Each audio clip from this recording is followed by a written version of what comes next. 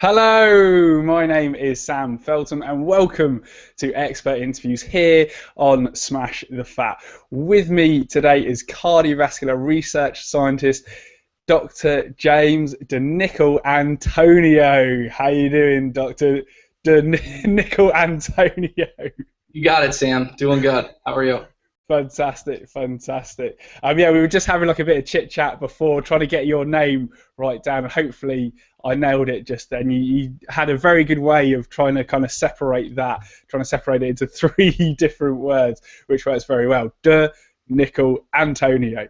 Very good. Anyway, so the reason that I've got you on today is because you've kind of been almost trying to turn around the tide in public health, particularly in North America. Firstly, with the Canadian Senate, with your presentation on sugar, refined carbohydrates, and obesity, and then most recently in the journal Public Health Nutrition, where you wrote a paper called "How Calorie-Focused Thinking About Obesity and Related Diseases May Mislead and Harm Public Health: An Alternative," which is a fantastic paper and a very prestigious journal as well, Doc. So it's fantastic that these ideas are kind of getting out there.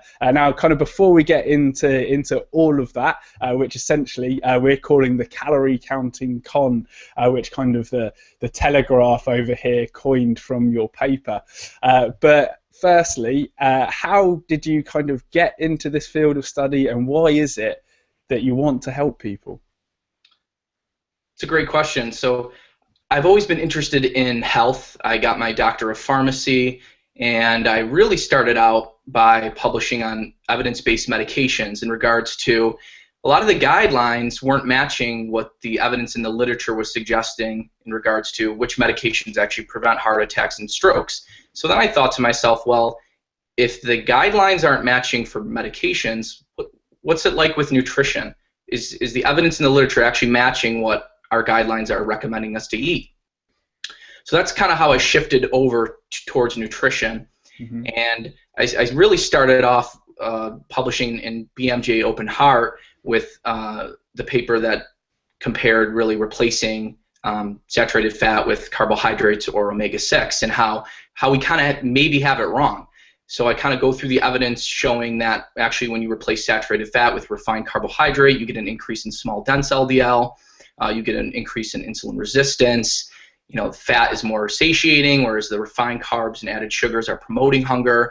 And that kind of sort of led me to then go into the piece published in Public Health Nutrition in regards to how calorie-focused thinking can maybe mislead us and misdirect us from eating healthy foods towards harmful refined carbohydrates and added sugars, because of course those type of macronutrients have less calories per gram than fat does. So we all know that.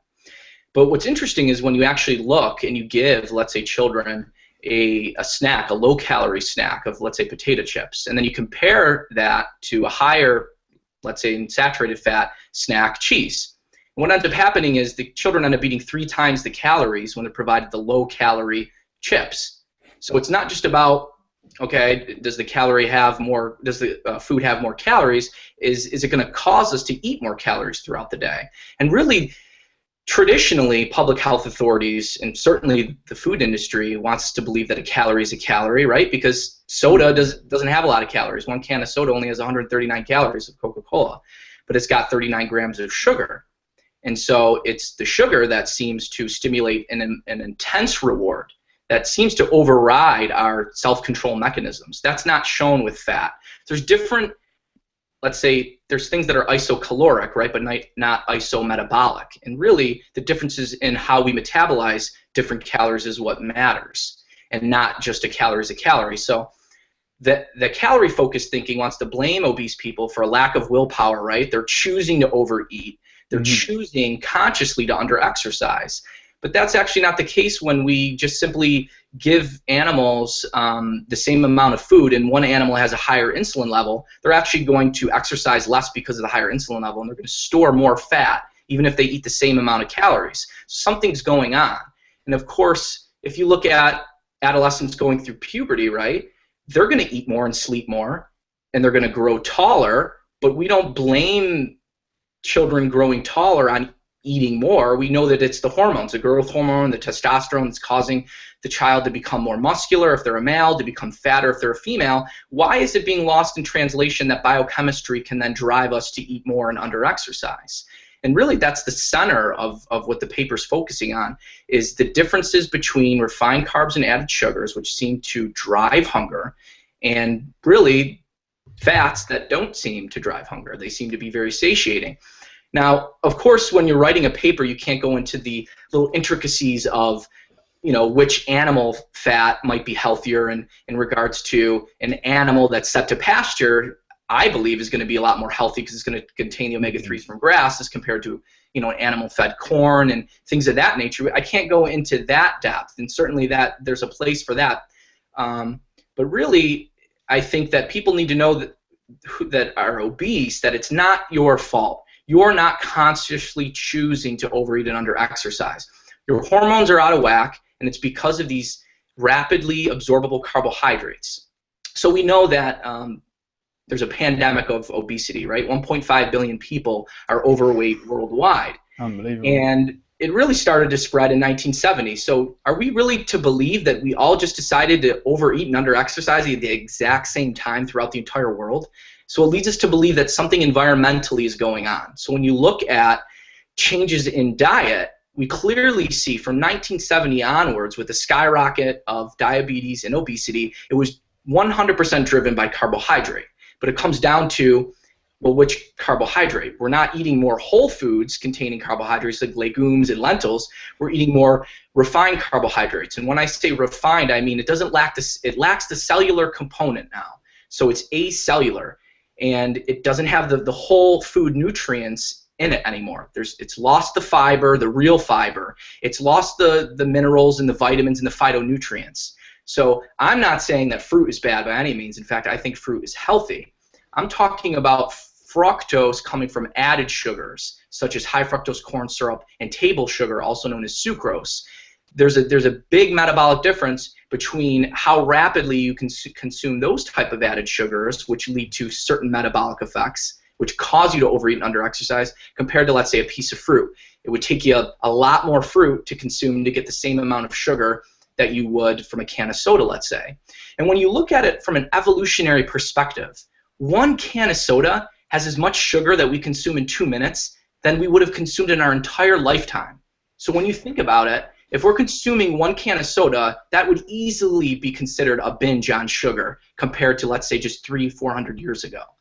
So our brains have been hijacked, and metabolically, we're obese even if we're thin. So it's not just the thin people that are having a problem. There's something known as metabolic obesity, and really something it's called TOFI, thin on the outside and fat on the inside. And really that's what fructose causes. It causes us to store fat in the liver and in and around our organs. And it's not because of de novo lipogenesis. We know that in acute feeding studies in humans that only about 3% of fructose is turned to fat. It's the reduction in fatty acid oxidation that actually leads to a fatty liver. That causes our pancreas to have to stimulate more insulin because our liver becomes insulin resistant. Now you have a higher insulin level. Now for every calorie you eat, you're going to store more of it as fat. It actually causes, I like to think of the body as two different compartments. One is fat, which wants to steal all your calories, and one is everything else. If you have shifted all your calories to your fat compartment, now your cells are literally semi-starved, which is forcing you to overeat, and that's because the insulin level is high. So to say that you're consciously choosing to overeat when people who are obese are literally, their cells are semi-starved, is naive. But there's also other biochemistry that's going on in regards to leptin, which is our satiety hormone, and added sugars have been shown to blunt the leptin signal to the brain. So now when someone eats, they're not getting the satiety signal. They're actually continuously getting the reward signal from eating foods high in added sugars. So we stop eating fat because we get this reward that slowly goes down. When we eat added sugars, the reward doesn't stop. It keeps going. So that's why we always have a little bit extra room for that chocolate piece of cake. It's exactly what's going on. Or is you can't stop as soon as you pop. as a famous confectionery company says, and it's almost as though it kind of creates this vicious circle, doesn't it? Where kind of the insulin is making us store more, and the leptin is making us eat more, and it's kind of that biochemistry leads and physics follows. Would you say that's fair, Doc? Yeah, I would say the biochemistry leads and the behavior follows. Mm-hmm. So we're not really choosing to overeat and underexercise. If your body's literally starved, you have to overeat, or else your cells are going to lack the nourishment that is required for them to literally survive. And that's really what's going on. So we need to start looking at calories as calories aren't bad, just eat nutritious calories. That's really the point. And a nutritionist utopia really exists in Brazil now with the new release of the Brazilian dietary guidelines. They go a step above and beyond, and they say, well, you should be eating non-processed whole foods. That's really the message, and it's really as simple as that. So a utopia exists, it just exists in Brazil right now. Yeah, we just need to expand that kind of to the rest of the world, and kind of I've spoken to Dr. Jose Sueto about this, who's a kind of a real food advocate in Brazil, and they kind of have their own problems with big companies like Coca-Cola and McDonald's that have are still kind of trying to make things as cheap as possible, and trying to advertise to children to kind of get them hooked on early, and all that jazz. So for yourself, do you see that kind of legislation has a place here? Because although we can have like perfect guidelines, we still kind of maybe need to change the environment.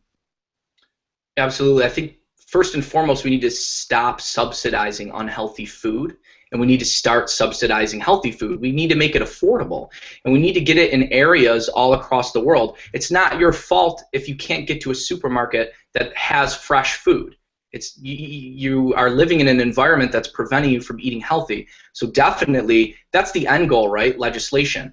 And certainly, a quick goal would be to get the dietary guidelines to stop focusing on low-calorie diets, reducing saturated fat, and switching more towards just eat real food, and getting the message out there to the masses would be a quick win in my book. Absolutely. And you, as I said at the beginning, recently spoke at the Canadian Senate about all of this in a very, very succinct 10-minute presentation, trying to fit in as much as you can by the sounds of things, which people can check out on YouTube. There's a link in the description below on the YouTube channel and on the podcast. If you go through to the blog, smashthefat.com/blog, then that'll take you through to the links on today's interview. Now, how was the reception of your presentation at the Canadian Senate? Well, so there's universal health care in Canada, right? So the government pays for their health care, so they want to hear what's causing harm and what's hurting their population. And the U.S., I don't know if it'd be as, let's say, embraced. And there's an hour of dialogue going back and forth, too, that's not covered on the YouTube video. But we recommend subsidizing healthier foods. That was one recommendation that I had for the Canadian Senate. But there was also more like a stoplight, because real food doesn't need a nutrition label, but we got to be realistic. People are going to eat foods that have a nutrition label. What can we do to help them realize that something might not be healthy? Something visual like the amount of teaspoons of sugar in the product would really help. A stoplight system based on added sugars, not based on calories and fat, because as we said, low-calorie foods are going to cause you to be hungrier and you're going to eat more throughout the day. And it's really important because there's a lot of disbelievers out there that sugar is no more harmful than any other type of calorie when matched for calories, or you only see the harmful effects of sugar when you add them if they're providing additional calories. So I kind of wanted to clear the air on that. Right. With ad libitum trials, there was a nice meta-analysis published by Lisa T. Morenga in regards to 15 ad libitum studies. And really what I call the opponents of the theory that fructose is metabolically more harmful than other calories, they really try to say that, well, when you add the sugar on top of the diet, then that's only when we see a harm. But actually, they're not adding sugar on top of a diet. They're not taking a population that's totally full, they've eaten, let's say, 3,000 calories, and they're forcing them to eat sugar. What they're doing is they're simply providing the sugar and seeing what happens. And what ends up happening? They end up consuming more calories. So that notion that it's only the additional calories is a misrepresentation of actually what's going on. But even if, let's say, we match isocalorically for let's say, starch compared to sugar, sugar is actually metabolically more harmful in producing higher insulin and glucose levels, as well as insulin resistance. Numerous authors have published this, including Dunnigan and colleagues, Cohen and Teitelbaum, Jod Youngkid, who's pretty famous, but there's Halfrish and some other, Sheldon Reeser published these data, but the opponents don't want to bring up those type of studies. There's also a lot of systematic reviews and meta-analyses that come out that say fructose is no more harmful than other type of calories. The problem is these studies are very short. They're comparing a sugar level that's the exact same as what these people already have been eating. They say 20% of sugar as far as total calories, they give them that, or they compare it to carbohydrate. They were already eating 20% of their calories from sugar. How are you going to expect to see a change? When you do see a change, though, is when they actually have a low sugar group of 5% or, let's say, or less. Now you're seeing reductions in blood pressure. Then you're seeing improvements in insulin resistance. So you have to go a step beyond. The devil's in the details. And a lot of the opponents don't want to bring up those details because they're important, and then they end up showing that, indeed, fructose is more harmful. And we have really beautiful ecological data that's been confirmed, more than just the 175 country ecological data published by Lustig. There's been others as well that clearly indicate that the calories that are coming from fructose, regardless of the calorie content and regardless of if they gain weight or not, is significantly more harmful at inducing diabetes than other type of calories. In fact, in Lustig's econometric analysis, it was the only food that was independently significantly associated with a higher risk of diabetes. And we know that 1 can of soda per day has been shown to significantly increase high blood pressure, and I published a recent paper on how sugar causes high blood pressure, and we've been kind of worried about salt, but salt's going to be excreted by the kidneys unless they have a high insulin level. Then the kidneys reabsorb the sodium, and what causes us to have a high insulin level? Sugar. Let me tell you. So yeah, the devil's always in the details, and absolutely sugar and high fructose corn syrup are more harmful compared to other types of calories. And when you were talking about the spikes in insulin, that really is mainly with refined carbohydrates. They induce insulin resistance a little differently. Refined carbs are going to spike the sugar level. Insulin level is going to go up, and then you're going to have a drop in sugar levels. And when that happens, you crave carbohydrate because the insulin level is high. And what's the only macronutrient that you can use when your insulin level is high? It's carbohydrate. So you can't use your fat. You don't crave it. You can't use your protein, so you don't crave it. You can only use carbohydrates. So it's a vicious cycle of, I have a spike in glucose, I have a spike in insulin, I can only use carbohydrate, my blood sugar goes down, now I need to continuously eat carbohydrate. And then basically the metabolic effects ensue after that. With fructose, fructose is different. It's almost, I would say, 80% metabolized in the liver, and it hits the liver rapidly and causes a reduction in ATP. Glucose doesn't do that. So that reduction in ATP causes certain metabolic harms. It increases intracellular uric acid, which leads to oxidative stress, increases blood pressure, leads to insulin resistance and fat storage. So fructose leads to insulin resistance via a different mechanism. So a lot of people think fructose is healthy because it's low glycemic, and it's actually that's the wrong notion.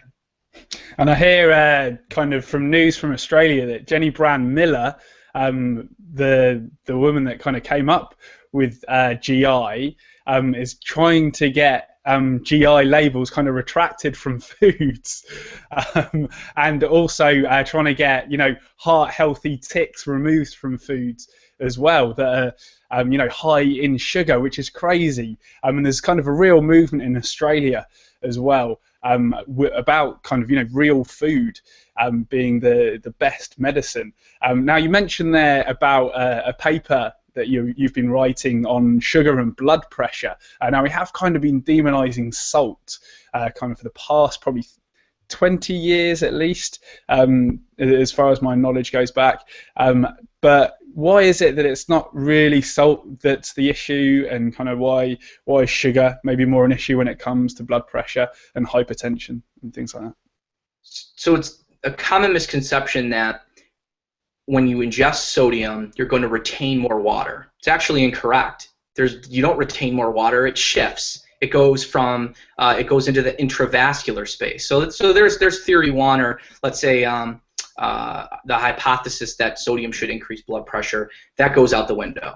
Then we know that we measure 24-hour urinary sodium as a marker of 24-hour intake. So if we're excreting everything that we're ingesting, why is it leading to a higher blood pressure? So that kind of throws that notion out the window as well. Then comes the fact that everyone thinks we're consuming so much more sodium than we used to. That's actually incorrect as well. The Romans, their average consumption of salt was 25 grams. In the 1500s, a day? Wow. 25. Well, it was 25 grams of salt, which would be 10 grams of sodium, but that's still 2.5 times what we consume on average. But that's actually paltry compared to what people in Britain used to consume in regards to the 1500s. They consumed 40 grams of salt in the 1500s. And in the 1700s, they consumed 70 grams of salt. And that's because they were eating salted cod and salted herring and things of that nature. We've been using sodium as a preservative, and we've been producing sodium for 8,000 years. And our body knows what to do with it when we have too much. So we know that we can have a lot of actual genetic change within 5,000 years. That was published recently in Nature, that there's been a lot of genetic change in the last 5,000 years. So easily we could have adapted to those high levels of sodium that we've been consuming for a long time. But the problem in regards to blood pressure with sodium is that the kidneys will only retain sodium, A, if they're badly damaged, or if there's a high insulin level. And what drives insulin up is the sugar. And so, a lot of the guidelines are focusing on population-wide sodium reduction as a means to lower blood pressure. The studies just don't show a large reduction in blood pressure. In fact, some people have an elevation in blood pressure when they try to restrict sodium. Why does this happen? When you have hypovolemia, when you restrict sodium, what happens is you get an activation of the renin-angiotensin-aldosterone system when you go low sodium. So the American Heart Association says we should all be eating less than 1.5 grams of salt. Of sodium. And the 2010 U.S. Dietary Guidelines is saying everyone should eat less than 2.3 grams of sodium. And in certain people that are at risk, they should be also eating less than 1.5 grams. What happens when we actually ingest that level of sodium is we get an increase in renin, we get an increase in our sympathetic nervous system, we get an increase in angiotensin II, an increase in aldosterone, we become insulin resistant, we get an increase in heart rate, we get an increase in cholesterol and triglycerides. So why are we trying to restrict sodium to a point where all these other surrogate markers are elevated? And for some reason, we just have this narrow scope on blood pressure, maybe a small reduction in blood pressure of 2 to 4 millimeters of mercury, only in some people, and yet we're going to ignore the 7 or 8 other surrogate markers that have been independently shown to increase cardiovascular risk. And then we look at the trials that have actually tested sodium, and there's no reduction in cardiovascular events or mortality. And when we look at really large epidemiological data, such as the PURE trial or on Target, we look at a J-shaped curve. So we're actually consuming the perfect amount of salt that's associated with the lowest risk of cardiovascular death and mortality. And that is between 3 and 6 grams of sodium. We're actually consuming the perfect amount. And I believe the reason is because I believe sodium is tightly regulated. Our body's smart. We know exactly how much we should be ingesting. And I believe the intake is physiologically driven. So if we try to lower the sodium in processed foods, which is what we get most of our sodium from, is from processed foods, what's going to happen? If physiologically we know how much sodium we need and we drop the sodium levels in processed foods, we're just going to eat more processed foods, more trans fats, more added sugars to get the same sodium that our physiology demands. So there's a real potential harm to lowering population sodium levels in processed foods. It's going to potentially cause us to increase our intake of those processed foods, and we probably won't even lower our sodium intake. Because if you look at the data, we've been eating the exact same amount of sodium for the last 50 years. It hasn't changed. Through diverse populations and through different recommendations to lower salt intake, we're still consuming the exact same amount. Why is that? It's probably because it's tightly regulated. and we're eating the perfect amount, so why mess with it? It's probably a good idea. It's probably a good idea, Doc. And then just to put that kind of in teaspoons for people, would that be approximately 2 teaspoons of salt a day? So one teaspoon is about 2.4 grams of sodium. So that's the tipping point where most guidelines say don't eat more than 1 teaspoon of sodium. So yeah, we want to look at kind of 2 or 3 teaspoons of salt approximately. You got it. And it depends on the person too, and none of the guidelines take this into account that numerous medications cause low sodium levels. Antipsychotics, antidepressants, over-the-counter pain relievers, thiazide diuretics all cause low sodium levels. Hyponatremia, which is known as low sodium, is the most common electrolyte abnormality in hospitalized patients, yet for some reason we don't want to go into the nuances of who could actually be at risk of going low sodium. And certainly there are healthy foods that are high in sodium, right, like olives, sauerkraut, pickles. When we also look at trials with sodium bicarbonate, there's actually improvements in kidney function. So it's probably not the sodium, maybe it's the chloride, but we still need a lot more data to tease out what's going on. Most definitely. And with sugar, how's that causing higher blood pressure? And kind of what would be the guidelines on that? So a lot of data show that sugar raises insulin levels, which increases the sympathetic nervous system. So acute ingestion of fructose increases heart rate, increases blood pressure. It spikes the blood pressure postprandially. John Sievenpiper's recent meta-analysis of fructose and high blood pressure studies, they're not looking at the postprandial blood pressure spike. They're looking at the fasting blood pressure, and they're not looking at the 24-hour ambulatory blood pressure, which is much more associated with cardiovascular risk. And when you look at 24-hour ambulatory blood pressure and you look at postprandial blood pressure, which is after a meal for everybody that doesn't. You got it. Postprandial is after a meal. Sorry. There is a surge in blood pressure, and that lasts for a few hours. And so that's another devil in the details. Well, if you're measuring fasting blood pressure, you may not see the effect, but when you look at it after you ingest sugar, you do see the effect. Or if you look at it 24 hours, you do see the effect. So it's an increase in sympathetic nervous system. There's a lot of other potential mechanisms that causes increase in blood pressure, such as I said, an increase in intracellular uric acid, which causes oxidative stress and causes our blood vessels to constrict. But fructose is also uniquely metabolized to aldehydes. And these aldehydes can increase blood pressure as well by vasoconstriction. So fructose metabolites also form advanced glycation end products much faster than glucose. Fructose is probably what I like to consider the smartest nutritional molecule. Not that it has a brain, but it's so smart that the more you consume, it epigenetically upregulates its own transporter, that the more you consume, the more you absorb. How smart is that? Not only that, it induces a state that converts other sugars to itself. I think that's pretty smart. So fructose will cause us to become insulin resistant, and that upregulates what's called the Polyol Pathway, which converts over 30% of glucose to fructose.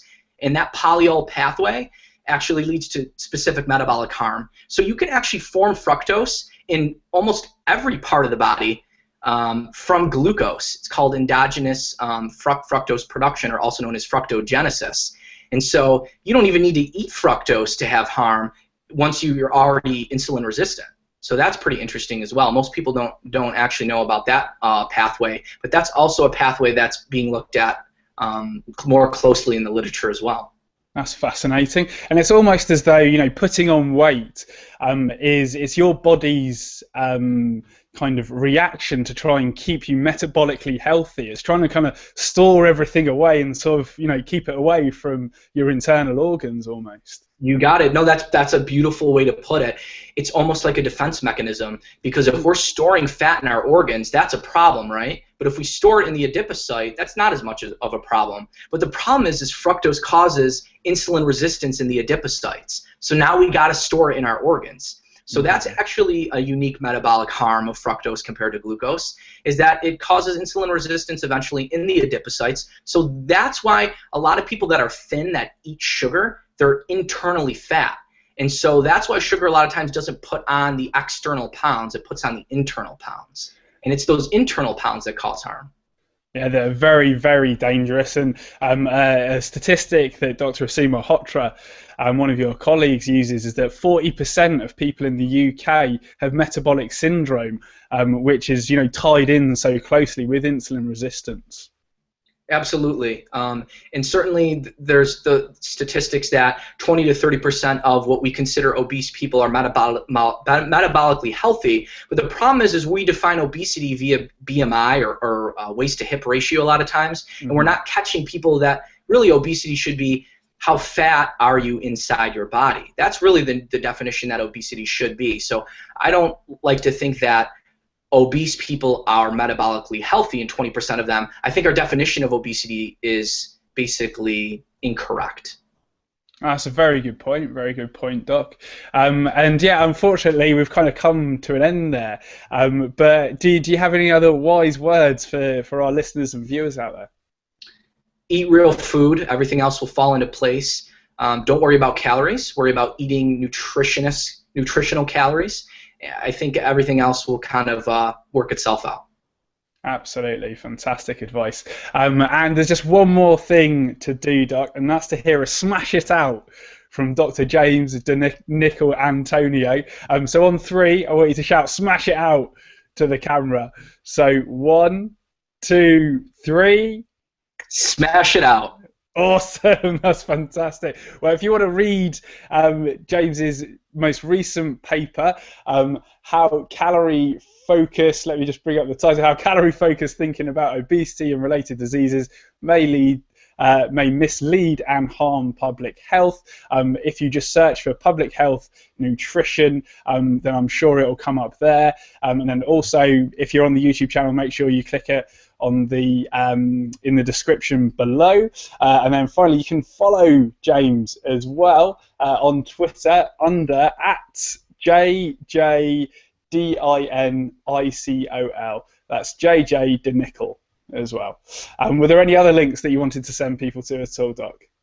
They could also go to my ResearchGate link as well. Fantastic. So if they search for your name in researchgate.net, I think it is, isn't it? I believe so. Either .com or .net.